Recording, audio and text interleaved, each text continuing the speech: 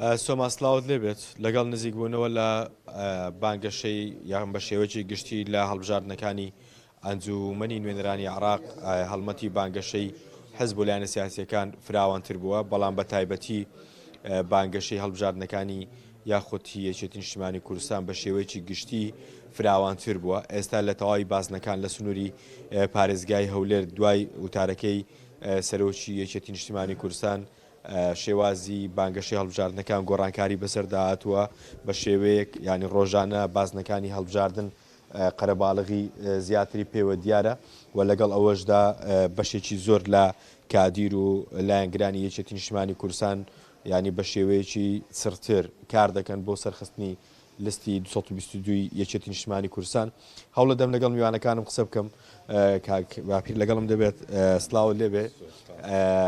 ئێستا گۆڕانکاریەکان چین بەسەر هەڵمەتی بانگەشەی هەڵبژاردنەکان داهاتوە دوای ئەوەی کە سەرۆکی یەکێتی نیشتیمانی کوردستان سەردانی هەولێری کرد و لێرە پەیامێکی ئاراستەی ئەندام و لایەنگرانی یەکێتی کرد لە هەولێر. زۆر سپاس، زۆر بەخێر بێن. دیارە بانگەشەی هەڵبژاردن کە چەندی بەرەو لە هەڵبژاردن لە ڕۆژی هەڵبژاردن نزیک بینەوە تونتر و گەرم و گۆڕتر دەبێت. بۆیە هەڵبژاردنیش یەک لە پرانسیبەکانی دیموکراسیەتە. دیارە هاتنی کاک بافڵ بۆ شاری هەولێر بەڕاستی گڕوتینێکی زیاتر و گەرمتریدا هەم جەماوەری دڵسۆزی یەکێتی و هەم خەڵکی شاری هەولێر کاوانەی هەتا بێلایەنەکان و ئانەش ڕێیان زۆر باشە لەسەرەوەی کە بابرێن لێدوانەکانی و هەم لە وتارەکەی لە کەرناڤاڵەکە زۆر وتارێکی منطقی بووە.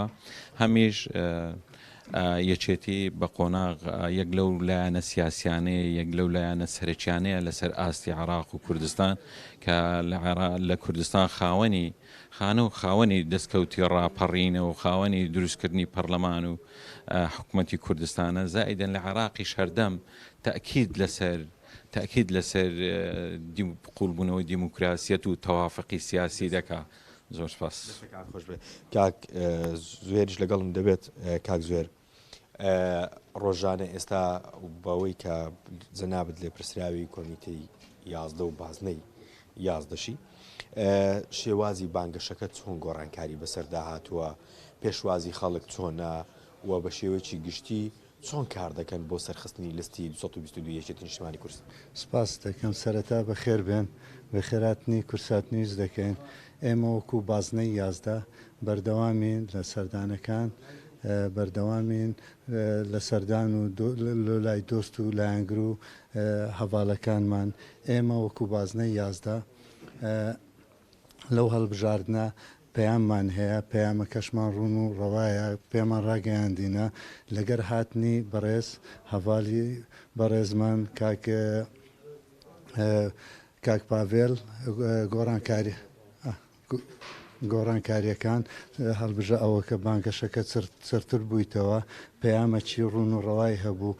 بۆیە ئەو هەڵبژاردنە بۆ کورد و بۆ یەکێتی نیشتیمانی کوردستان و بۆ لیستی 222 زۆر گرنگە.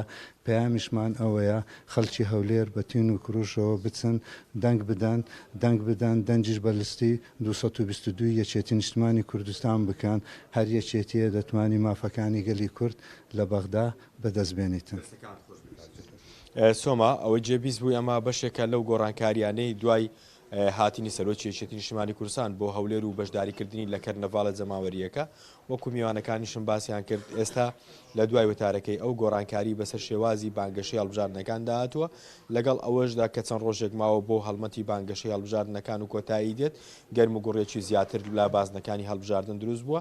هەمویان بەیەکەوە بە یەک تیم کار دەکەن بۆ سەرخستنی لەستی 222 یەکێتی نیشتیمانی کوردستان.